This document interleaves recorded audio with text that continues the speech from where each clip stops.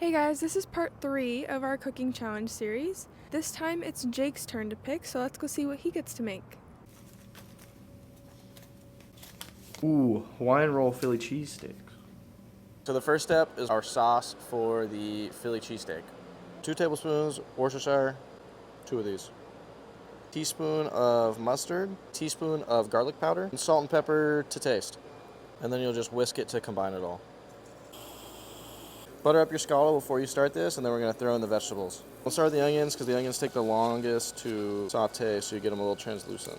All right, so after you've cooked your onions a little bit, go ahead and move them to the side, and then we're going to dump in the peppers. After you've sauteed your peppers a little bit, you're just going to want to go ahead and mix them all together. Then you're going to add your meat. You're going to cook it until it's a little pink before adding the sauce. Now that you've cooked your meat a little bit, and then drizzle that sauce over all of it. All right, and then once you've cooked a little bit more, go ahead and combine everything else together, and then you'll cook it a little bit more until you get a little bit less of that sauce left in the bottom.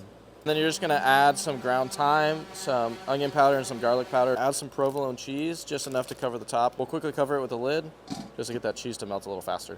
There's all melted. We're going to go ahead and move it to the side, and then we're going to toast our bread on top. And what we did is we just cut the whole thing of Hawaiian rolls in half, so you can just make pull-apart sandwiches. Load up your Philly cheesesteak rolls just like this. You can add a couple extra slices of cheese, then you can add some Dijon to the top of the other side. Now you just cut it and serve.